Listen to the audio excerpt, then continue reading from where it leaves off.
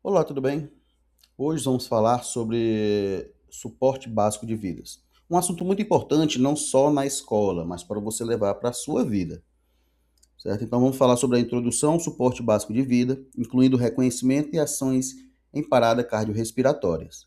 Então nesta aula você vai ser capaz de reconhecer a PCR e a importância de uma intervenção imediata, de iniciar também ações de reanimação cardiopulmonar, popularmente e erroneamente chamado de massagem cardíaca.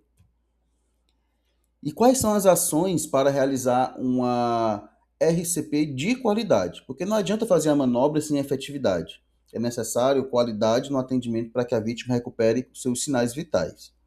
Certo? Então vamos definir primeiro o que é suporte básico de vida. É um conjunto de manobras para preservar a vida. São medidas simples, mas vitais. Deve ser realizada até a chegada do suporte especializado. Então, o que é uma parada cardiorrespiratória? Antes de falar da manobra em si, vamos aprender o que é uma parada cardiorrespiratória. Ela ocorre quando o coração e respiração da vítima param.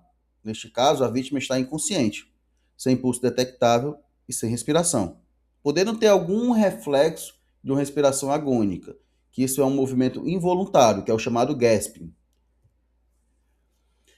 Existem algumas causas de uma parada cardiorrespiratória. A mais comum é a falta de oxigênio no cérebro. Nós vamos ver alguns casos aqui onde nós não vamos ter a passagem de oxigênio para o cérebro, o que vai resultar numa parada cardiorrespiratória. Então, a primeira é a doença do coração. Ela pode ser genética ou não. Essas doenças ela afetam as artérias que fornecem sangue do coração, podendo levar aos infartos, né? O infarto agudo do miocárdio, né? Que é o chamado IAM. É quando há um bloqueio de sangue para o coração. Pode ser ocasionado por placas de gordura nos vasos do coração. Então, essa é uma das doenças que a gente pode adquirir ao longo da nossa vida, certo? Arritmias ventriculares, que são distúrbios que causam batidas irregulares. O ritmo cardíaco ele pode sofrer algumas irregularidades, causando alguma parada cardiorrespiratória. Insuficiências respiratórias, como a gente acabou de falar, que ela leva à falta de oxigênio, consequentemente leva a uma parada cardiorrespiratória.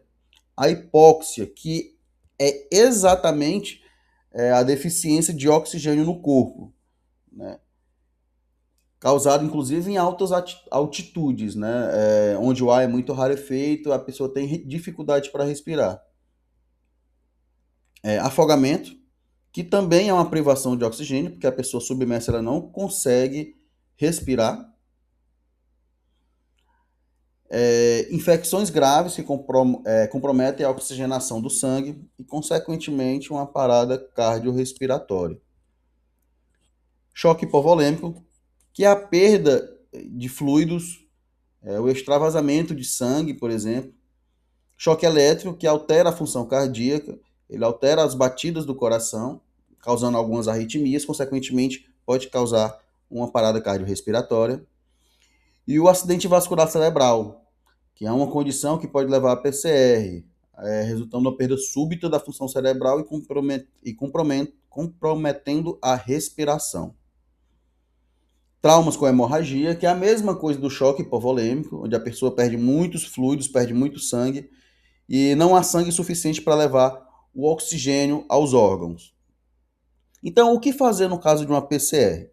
Primeiramente, deve-se manter a calma, avaliar a cena, reconhecer a parada pela ausência de pulso e respiração, acionar o SAMU, realizar as compressões, a RCP que a gente vai aprender aqui, e utilizar o DEA. O DEA é um desfibrilador.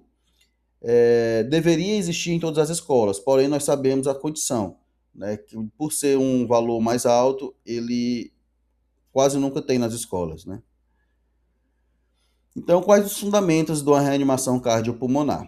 É de extrema importância que devemos liberar as vias aéreas das vítimas, para que ela venha a respirar. Para isso, a gente deve fazer a hiperextensão da cabeça, para facilitar a passagem de ar e verificar se existe alguma coisa obstruindo a passagem de ar. Então, na imagem, você vê a pessoa levantando a cabeça da vítima, levantando o queixo e abrindo a boca, certo? Ventilar corretamente. Isso aqui vai ser um ponto que a gente não vai entrar muito em detalhe, porque a gente deve fazer isso apenas se treinado. A gente deve utilizar algum método de barreira, como uma máscara pocket, que é essa máscara da figura de baixo, ou esse balão, esse chamado ambu, né? Então, como nosso treinamento ele é apenas online, e a gente não tem a capacidade de avaliar a qualidade da ventilação, nós não iremos focar nesse protocolo. Vamos focar apenas nas compressões, né? Então, as compressões torácicas, ela é a parte fundamental e mais importante. A qualidade das compressões é fundamental para manter a circulação sanguínea. Nas compressões torácicas, temos que aliar a frequência das compressões com a profundidade ideal das compressões, né? Para isso, a postura adequada é de fundamental importância. Então, primeiramente, a qualidade da compressão ela depende da sua profundidade. E qual é a profundidade correta? Em adultos, ela é de 5 a 6 centímetros. E da frequência dos movimentos, que vai de 100 a 120 compressões por minuto. Inclusive, você pode cantar aquela música do Baby Shark, né? E ela vai dar direitinho a frequência dessas compressões. Usar o DEA imediatamente. Né? O desfibrilador externo automático, o DEA, ele analisa o ritmo cardíaco e administra choques, se necessário, para reiniciar os batimentos cardíacos. Porém, como a gente já falou aqui, a dificuldade de ter esse equipamento, né? Como realizar essas compressões em adultos, né? Vamos lá. Primeiro, o uso correto das mãos e a posição do corpo. Observe na figura. Ela está de 4 apoios, com a mão mais forte dela na região, no inferior do externo, certo? Com braços esticados. Então, as compressões ela deve ter uma profundidade de 5 a 6 centímetros, como falamos, garantindo o retorno total do tórax após cada compressão, com uma frequência de 100 a 120 compressões. Os ciclos de ventilação nós não vamos entrar dentro desse protocolo. Vamos ficar apenas no protocolo das compressões. E quando é que eu vou fazer essas compressões? Faremos essas compressões até a chegada do suporte especializado, tendo que avaliar a cada 2 minutos a consciência e respiração da vítima. É de fundamental importância. Como realizar as compressões em criança? O procedimento é parecido com o de adulto, porém, ao invés de realizar com as duas mãos, utilizaremos apenas uma mão. Porém, devemos nos atentar ao biotipo da criança. Se for uma criança mais corpulenta, né, que tem um corpo mais avantajado, e o socorrista ele tiver um biotipo menor, deve fazer as compressões como um adulto. Né? Um adulto mais franzino, ele pegar uma criança mais obesa, maior, e tudo, esse adulto mais franzino, ele vai ter dificuldade de fazer apenas com a mão. Então, pode realizar sim com as duas. O posicionamento correto, né, com a região hipotenar da mão, que é o calcanhar da mão, certo? Na metade inferior do externo da criança, e assegurando uma compressão eficaz, que atinja uma profundidade de 4 a 5 centímetros. A profundidade, como a gente falou, permitindo o retorno total do tórax entre as compressões para garantir a circulação adequada. Os ciclos de ventilação, nós não vamos entrar nesse detalhe novamente. E fazer as compressões se tiver falta de treinamento, né? Como a gente vai fazer aqui, né? Nós não temos treinamento adequado, então não faremos as respirações. Apenas as compressões, reavaliando a cada 2 minutos. E nos bebês, como realizar as compressões torácicas?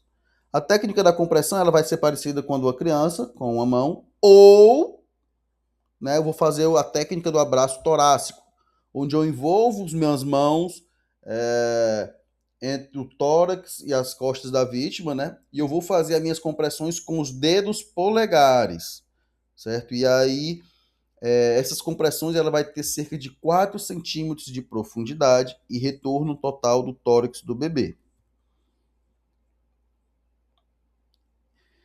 E a importância da continuidade desse suporte básico de vida, certo? Então, eu vou fazer esse procedimento até a chegada de uma equipe especializada, certo? Então, vou fazer até chegar o SAMU ou os bombeiros, né? Então, isso é de fundamental importância para manter os sinais vitais.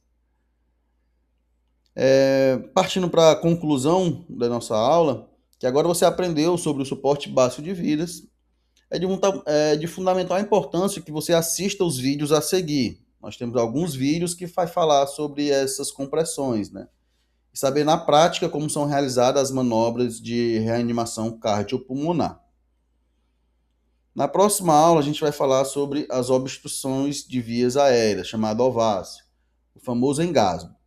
Certo? Então a gente vai se ver na próxima aula e eu espero que vocês aí participem dos fóruns e assistam os vídeos. Muito obrigado e até a próxima aula.